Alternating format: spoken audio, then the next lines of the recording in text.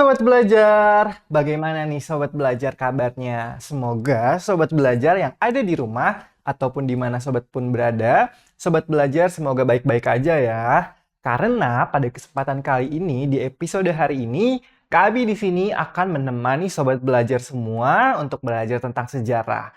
Nah, topik hari ini yaitu tentang Hindu-Buddha di Indonesia. Nah, jadi apa aja sih yang kita pelajarin? Yang pertama kita akan mempelajari yang namanya peninggalan Hindu-Buddha di dalam berbagai bidang, kayak misalnya sosial, politik, budaya, dan lain sebagainya.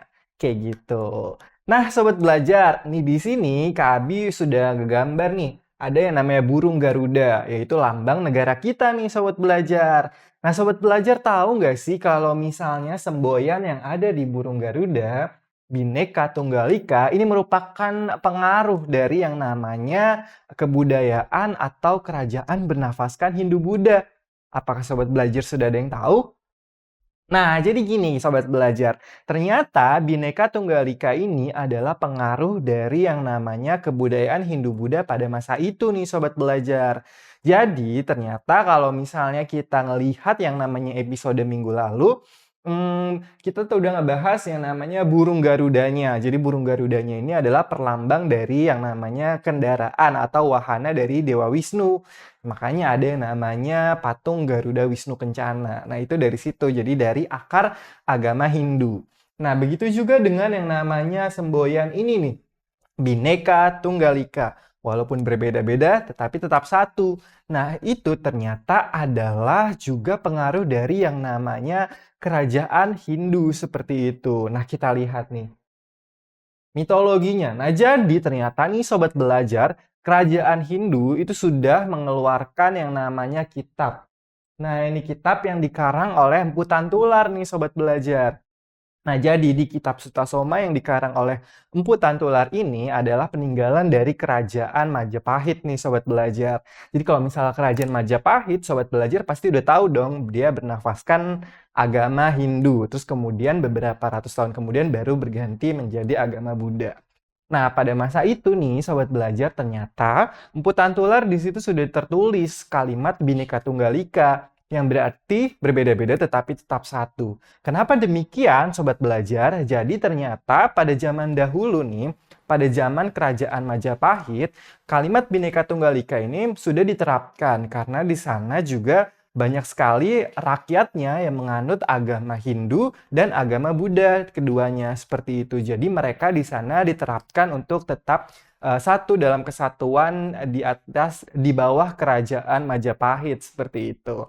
Makanya kalimat Bhinneka Tunggal Ika yang artinya berbeda-beda tapi tetap satu akhirnya diangkat menjadi semboyan negara kita nih. Karena kan Sobat Belajar tahu ya, Indonesia itu lebar sekali dari Sabang sampai Merauke yang memang digabungkan sama laut seperti itu. Nah, perbedaan ini, perbedaan suku, agama, ras, dan kebudayaan akhirnya membuat kita semua terasa berbeda. Nah, tapi karena kita Indonesia, jadi kita tetap satu. Makanya, Bhinneka Tunggal Ika ini dipilihlah untuk menjadi icon atau namanya semboyan dari negara Indonesia. Kayak gitu. Nah, Sobat Belajar, ternyata nih pengaruh dari Hindu-Buddha di Indonesia ini banyak banget nih Sobat Belajar. Mau tahu apa aja? Nanti Kak Abi akan jelasin. Karena belajar itu mudah, ayo belajar. Jangan lupa belajar, karena sekarang belajar itu mudah. Ayo belajar! Nah, Sobat Belajar, jadi nih peninggalan dari yang namanya kebudayaan dan kerajaan Hindu-Buddha di Indonesia itu banyak sekali nih Sobat Belajar. Jadi yang dari mulai namanya peninggalan di bidang ekonomi, misalnya, terus kemudian politik, budaya, terus kemudian bahasa dan sastra, kemudian kesenian. Nah, hal-hal tersebut nih Sobat Belajar yang ternyata banyak banget di Indonesia akibat dari yang namanya kebudayaan Hindu-Buddha tersebut. Ya, seperti kita ketahui nih Sobat Belajar. Jadi kan di Indonesia kan banyak banget ya kerajaan Hindu dan kerajaan yang bernafaskan Buddha yang dulu pernah berjaya di Nusantara atau di Indonesia. Kayak misalnya kerajaan Majapahit, Sriwijaya, Singosari, dan lain sebagainya kayak gitu. Nah, Sobat Belajar, pasti tahu dong kalau misalnya candi-candi di Indonesia itu juga banyak. Jadi di Pulau Jawa ada, di Sumatera ada, di Kalimantan juga ada, seperti itu.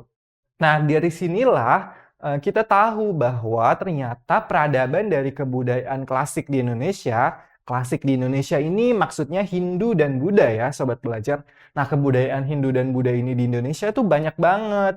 Nah, pasti ada pengaruhnya nih sama yang namanya kehidupan Indonesia di masa sekarang. Nah, gimana sobat belajar? Sudah penasaran kan? Nih, Kak Abi akan buka yang pertama, pengaruh Hindu-Buddha di Indonesia. Nah, pengaruh di sini ada yang namanya sastra, terus kemudian politik, terus kemudian pendidikan. Nah, jadi dari sastra, politik, dan pendidikan ini merupakan pengaruh-pengaruh dari kebudayaan Hindu-Buddha. Kita lihat dulu yang pertama ya, sobat belajar.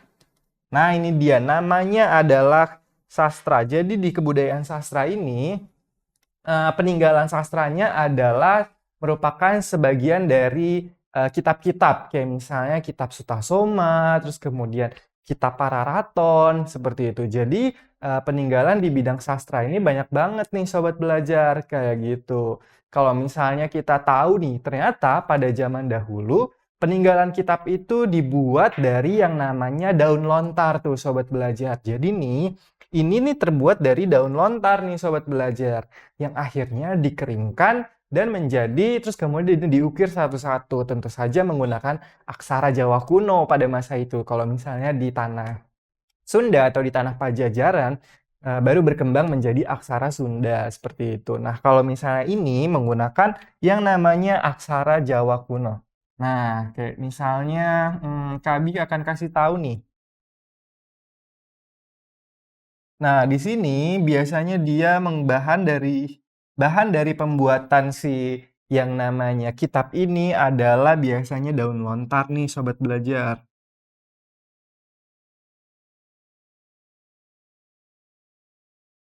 Nah, biasanya setiap kitab ini adalah keluaran dari kerajaan-kerajaan yang berjaya pada masanya. Kayak misalnya yang tadi, kitab yang dikarang oleh Empu Tantular. Berarti dia peninggalan dari kerajaan Majapahit. Seperti itu. Nah, di sini Kak Abi akan tulis beberapa kitab yang sobat belajar harus tahu kurang lebih. Misalnya ada kitab Pararaton.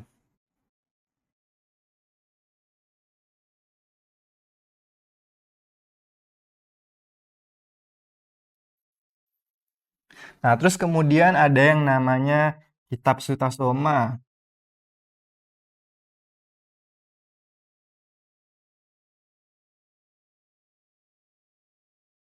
Terus ada juga kitab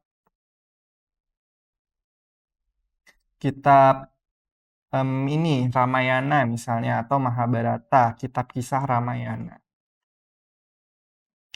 Bukan kitab, dia lebih ke sastra.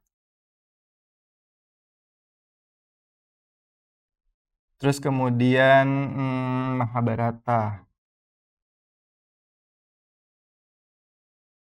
Seperti itu. Jadi di bagian dari bahasa dan sastra ini mereka berkembang kayak gitu. Terus ada juga misalnya babat tanah Jawa, kemudian ada babat tanah Sunda, terus kemudian ada hikayat seperti itu dan itulah yang berkembang menjadi sebuah di bidang sastra perkembangan tersebut kayak gitu.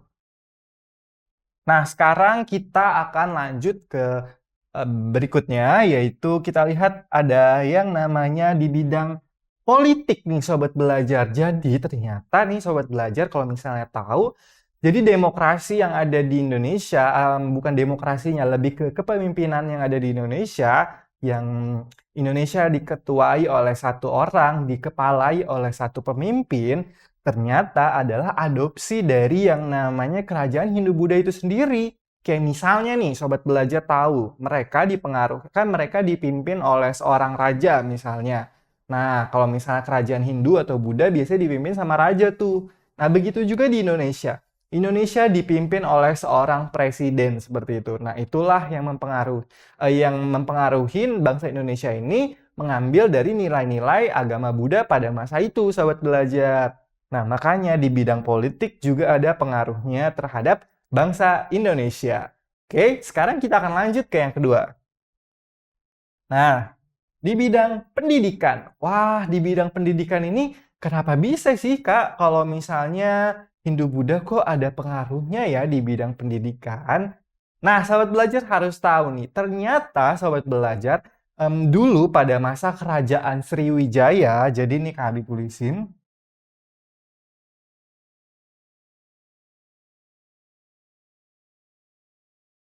Oke, ini aja deh, hitung aja.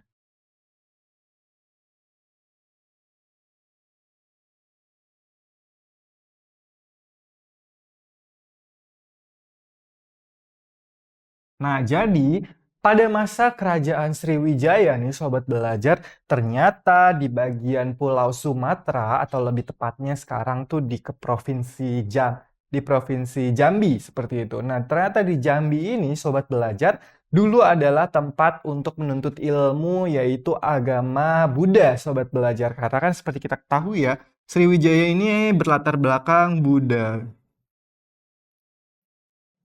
Nah, pada saat itulah, jadi sebelum para calon biku dan bikuni, mereka menuntut ilmu tuh ke tanah Sumatera dulu, yaitu sebagai pusat dari kerajaan Sriwijaya. Nah, kemudian setelah mereka menuntut ilmu di sini, di Sriwijaya, kalau sekarang disebut area namanya Situs Muaro Jambi.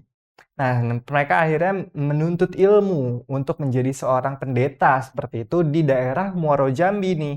Terus kemudian akhirnya baru mereka terbang berlayar ke Nalanda. Nah, Nalanda ini adalah di daerah India seperti itu. Jadi akhirnya mereka baru melanjutkan studinya ke ke daerah Nalanda seperti itu. Dan ini akhirnya membuat banyak sekali yang namanya pesantren nih Sobat Belajar di Indonesia. Kalau misalnya kita lirik ke daerah Sumatera Barat misalnya. Nah, di sana juga banyak pesantren dan ternyata konsep pesantren ini adalah konsep pengaruh dari yang namanya kebudayaan Hindu-Buddha. Jadi mereka dikarantina dulu dalam suatu wilayah, kemudian baru bisa melanjutkan ke pendidikan berikutnya seperti itu. Itulah yang disebut dengan pengaruh Hindu-Buddha di bidang pendidikan. Oke, sekarang ini udah tahu ya, Sobat Belajar sekarang sudah paham. Terus kemudian di bidang sastra udah, kemudian politik udah, dan pendidikan juga udah. Kita akan lanjut lagi ke berikutnya. Di bidang apa lagi sih, Kak? Nah, ini ternyata ada sosial, agama, dan seni nih Sobat Belajar. Nah, kalau misalnya Sobat Belajar umpamakan ya, di bidang sosial nih apa sih? Nah, kita lihat.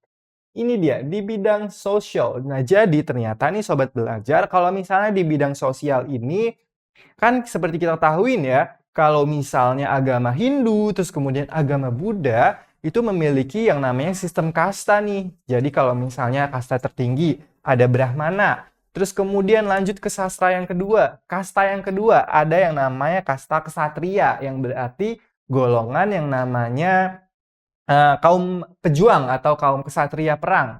Terus kemudian dilanjutkan lagi nih yang ketiga Sobat Belajar, namanya adalah Waisya. Nah, Waisya ini adalah masyarakat yang biasa seperti itu, kaum pedagang seperti itu. Terus kemudian business community. Jadi yang namanya investor, pengusaha, pedagang itu disebut dengan kaum Waisya. Terus kemudian yang keempat ada yang namanya rakyat biasa nih, jadi disebut dengan Sudra. Nah, kasta Sudra itu rakyat biasa. Terus kemudian kasta yang paling bawah ternyata juga ada, yaitu kasta Paria. Nah, jadi di kasta Paria ini adalah kasta yang paling bawah, benar-benar paling bawah dalam yang namanya kasta Hindu-Buddha. Karena apa mereka ditaruh di paling bawah? Karena mereka nih seperti tidak dianggap sebagai manusia atau lebih tepatnya disamakan dengan hewan. Makanya dia ditaruh di paling bawah disebut dengan kasta paria seperti itu. Nah, ternyata nih Sobat Belajar di Indonesia sendiri itu pengaruhnya nih juga ada. Kalau misalnya paling atas berarti kita lihat di sini yang kedua deh. Kalau misalnya yang kedua ada kaum yang namanya pejuang. Terus kemudian kaum yang ketiga ada pedagang. Nah, tapi di Indonesia tidak seperti itu.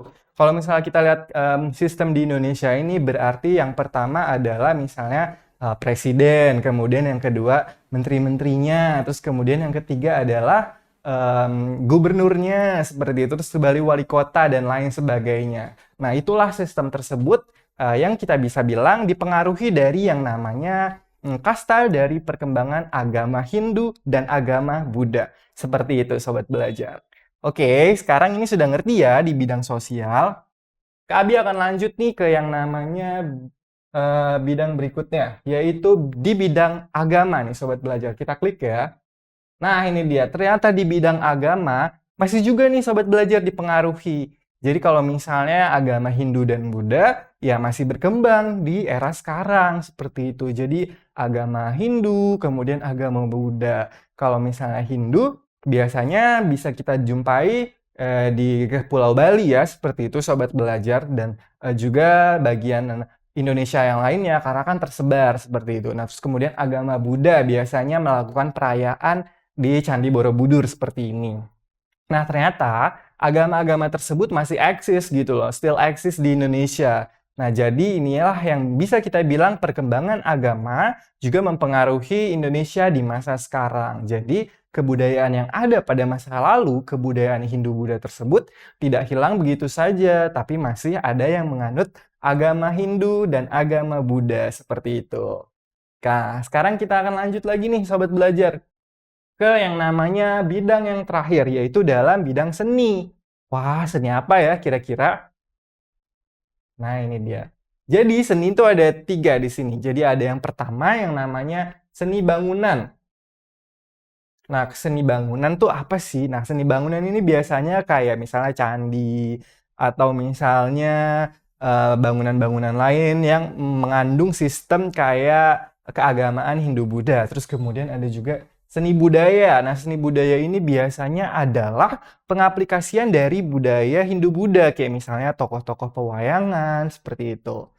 Nah, terus kemudian yang terakhir ada yang namanya seni patung nih Sobat Belajar, atau seni patung bisa juga dibilang ini ya, seni pahat atau seni ukir. Nah, seni patung nih biasanya berbentuk arca, kemudian relief, seperti itu. Nah, sekarang kita lihat seni bangunan dulu. Nah, ini dia, seni bangunan. Jadi kalau misalnya Sobat Belajar tahu nih, bangunan berbentuk candi bentar ini disebutnya candi bentar karena dia ada merupakan gerbang seperti itu. Itu merupakan disebut bangunan candi bentar nih Sobat Belajar. Dan ternyata bangunan candi bentar yang modelnya seperti ini menggunakan bata merah adalah pengaruh dari kerajaan Majapahit nih Sobat Belajar. Jadi kalau misalnya kita jalan-jalan ke misalnya ke mana, misalnya suatu daerah, terus ada gapura menggunakan bentuk candi bentar yang menggunakan bata merah, dia biasanya adalah pengaruh dari kerajaan Majapahit yang merupakan kerajaan bernuansa Hindu, seperti itu. Nah, terus kemudian bangunan-bangunan lain tuh kayak misalnya candi, seperti itu, terus gapura, kayak gitu. Nah, biasanya itu merupakan pengaruh dari yang namanya kebudayaan Hindu dan Buddha. Itulah yang disebut dengan seni bangunan. Nah, sekarang kita buka lagi nih Sobat Belajar. Kira-kira kalau misalnya seni budaya apa ya hasilnya? Nah, ini dia, seni budaya. Kalau misalnya Sobat Belajar tahu, itu seni budaya ini berhubungan erat dengan yang namanya sastra tadi, sastra dan bahasa. Kalau misalnya ada yang namanya kitab-kitab Pararaton, kitab Sutasoma, dan lain sebagainya, ternyata nih, jadi seni budaya ini adalah penggambaran tokoh nyata dari yang namanya cerita-cerita tersebut. Nah, jadi nih Sobat Belajar, mengaplikasikan kesenian dan kebudayaan dari yang namanya misalnya cerita pewayangan atau cerita Mahabharata seperti itu. Terus kemudian cerita Ramayana seperti itu.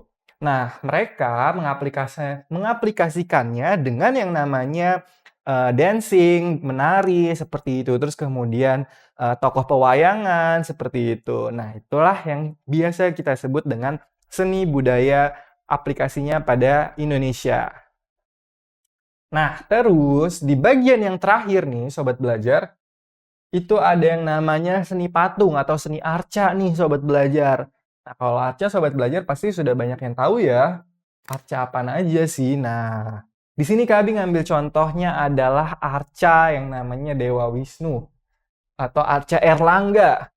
Nah, Raja Erlangga ini merupakan penggambaran dari Dewa Wisnu di kehidupan nyata. Nah, kayak gitu. Jadi digambarkan si Erlangga ini mengendarai yang namanya burung Garuda, yang memang tadi Kabi sudah sering bilang itu adalah kendaraan atau wahananya si Dewa Wisnu. Jadi Dewa Wisnu digambarkan menjadi seorang Erlangga seperti itu. Jadi kan raja-raja zaman dulu yang memang raja-raja kerajaan Hindu, nah dia dilambangkan sebagai dewa seperti itu, dia didewakan. Kayak gitu. Nah, terus kemudian hasil berikutnya dari kesenian patung atau kesenian batu. Nah, kesenian berikutnya adalah yang namanya ini, mengukir batu atau relief hasilnya. Jadi relief ini adalah hasil dari kebudayaan seni patung tadi, kayak gitu. Nah, jadi misalnya di relief Candi Borobudur nih. Nah, relief ini juga mengandung cerita seperti itu. Kalau misalnya di era sekarang, biasanya kita bisa menjumpain replika-replika relief di mana aja ya sobat belajar kayak gitu. Nah, itu merupakan pengaruh dari kebudayaan Hindu-Buddha juga ternyata sobat belajar. Nah, itulah tadi yang namanya pengaruh-pengaruh kebudayaan Hindu-Buddha yang sudah berkembang di Indonesia dan yang masih berkembang di Indonesia. Jadi tadi kita bahas ada 6 ya, sosial, agama, seni, kemudian sastra, terus kemudian pendidikan, dan yang terakhir ada bidang politik kayak gitu. Oke, karena kita sudah bahas semua nih, Kak Abi mau kasih sobat belajar soal. Kak Abi mau tahu nih kira-kira sobat belajar nangkep nggak sih atau sudah ngerti belum apa yang tadi Kak Abi sudah jelaskan. Kita buka soal, nah ini dia. Kita akan kerjain soal bareng-bareng. Nah, kita akan buka soal yang ini deh, nomor 1 dulu. Oke, mungkin kita bisa mulai dari nomor 1, kita baca bareng-bareng. Nah, ini dia, di bawah ini adalah peninggalan kerajaan bernuansa Hindu. Kecuali, nah karena ada kata kecuali, jadi sobat belajar harus pilih yang namanya kerajaan yang bukan bernuansa Hindu atau bernuansa Buddha seperti itu. Nah, berarti apa ya? Peninggalan kerajaan yang bernuansa Buddha. Nah, kita lihat aja di sini. Nah, semuanya adalah peninggalan dari kerajaan Hindu, kayak misalnya Candi Prambanan Hindu. Terus kemudian Candi Sukuh juga Hindu. Terus kemudian Candi Dieng juga Hindu. Candi Jago juga Hindu. Nah, yang Buddha, karena kan tadi kan Buddha kan ada lambang yang namanya patung Buddha ya. Kalau misalnya yang ada patung Budanya berarti adanya di Borobudur. Nah, berarti sobat belajar nggak perlu mikirin candi-candi yang lainnya. Nah, sobat belajar langsung aja pikirin yang namanya ke agama Buddha yang ada patung Budanya di candi tersebut. Nah, berarti Candi Borobudur lah yang ada patung Budanya. Nah, berarti ini isinya E. Nah, dia cuma satu nih sobat belajar. Kayak gitu. Jadi isinya yang Candi Borobudur kayak gitu. Nah, itulah caranya menjawab dengan pertanyaan kecuali. Sobat belajar hanya pilih satu dari sekian banyak pilihan yang bukan dari agama Hindu kayak gitu. Oke, sekarang Kak Abi lanjut ya ke pertanyaan yang nomor 2. Nah, pertanyaan yang nomor 2 nih. Kita baca bareng-bareng ya sobat belajar. Pada masa Majapahit, ternyata kalimat Bhinneka Tunggal Ika tentang tertuang dalam kitab Sutasoma. Nah, ini yang tadi Kak Abi sebutkan di awal. Jadi kalimat Bhinneka Tunggal Ika ternyata tertuang dalam kitab Sutasoma di era Majapahit nih sobat belajar. Nah, terus dikarang oleh siapa nih? Nah, kitab Sutasoma ini dikarang oleh siapa nih? Tadi sering Kak Abi sebut juga ya. Kalau misalnya sobat belajar tahu, kira-kira jawabannya apa?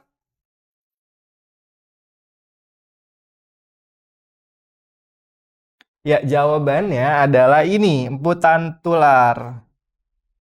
Nah, jadi Empu Tantular ini adalah seorang pujangga seperti itu, dan beliau merupakan pujangga dari kerajaan Majapahit. Yang akhirnya beliau menuangkan kata-katanya, menuangkan isi pikirannya di dalam kitab yang disebut Kitab Sutasoma.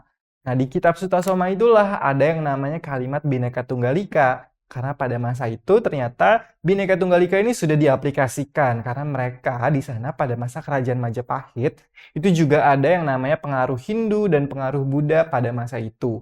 Makanya perbedaan berbeda-beda walaupun tetapi tetap satu itu juga diterapkan pada masa itu. Kayak gitu sahabat belajar. Nah, sekarang sudah ngerti ya kalau misalnya kitab Sutasoma ini dikarang oleh Empu Tantular di masa kerajaan Majapahit. Oke, Sekarang Kak Abi akan lanjut ke pertanyaan yang terakhir. Soal yang terakhir buat sobat belajar di rumah, kita baca bareng-bareng soalnya. Kerajaan Indonesia yang bercorak Buddha dan menjadi pusat penyebaran agama Buddha di kawasan Asia Tenggara. Nah, tadi juga kalau Kak Abi sebutin tuh, jadi yang menjadi pusat penyebaran agama Buddha di Asia Tenggara yang ada di bidang pendidikan. Kita bisa pilih nih. Jelas. Tadi kita habis sudah sebutin Majapahit bukan, karena di sini bercorak Buddha. Nah, di sini kita harus langsung bisa isi nih sobat belajar. Kalau misalnya Majapahit kan berarti coraknya apa? Hindu dia. Nah, terus kalau Melayu ya Melayu. Maksudnya dia kerajaan Islam, kerajaan Melayu. Lebih hapus. Terus kemudian Tarumanegara, Sriwijaya, Kutai. Nah, di sini kita harus lihat lagi nih. Yang penyebaran agama Buddha bagi kawasan Asia Tenggara. Nah, ini jelas di sini ada kata Asia Tenggara. Nah, kalau misalnya sobat belajar tahu, ternyata kerajaan Sriwijaya lah yang berhasil menguasai area Asia Tenggara seperti itu. Misalnya area Kamboja dan kemudian area semenanjung Malaysia, terus kemudian di selatan Thailand seperti itu. Nah, itu adalah kerajaan Sriwijaya nih sobat belajar, yaitu kerajaan Buddha pada masa itu yang menjadi sebuah pusat peradaban di area Asia Tenggara. Kayak gitu cara jawabnya. Oke, sekarang kita sudah tahu ya sobat belajar, kalau misalnya jawab soal ini, kita harus tahu juga yang namanya cerita lengkapnya, tahu sejarahnya, dan kalau misalnya mau gampangnya sobat belajar harus tahu aja kerajaan A misalnya agamanya apa, terus kemudian kerajaan B dari kerajaan menganut agama apa seperti itu, dan itu bisa juga menjadi sebuah pembelajaran yang efektif buat sobat belajar nantinya. Oke, ini sudah. Nah, gimana nih sobat belajar? Tadi kita sudah ngebahas tentang yang namanya peninggalan-peninggalannya dari berbagai bidang, terus kemudian kita juga tahu nih ternyata semboyan negara Republik Indonesia dan lambang negara juga, lambang burung Garuda, ternyata banyak banget pengaruhnya dari perkembangan agama Hindu-Buddha di Indonesia. Semoga sobat belajar makin suka sama pelajaran sejarah, karena dari belajar seperti inilah kita jadi tahu nih kenapa lambang Indonesia berbentuk Garuda dan kenapa semboyan Indonesia menjadi Bhinneka Tunggal Ika. Nah, sobat belajar, karena belajar itu mudah, ayo belajar. Jangan lupa belajar, karena sekarang belajar itu mudah. Ayo belajar!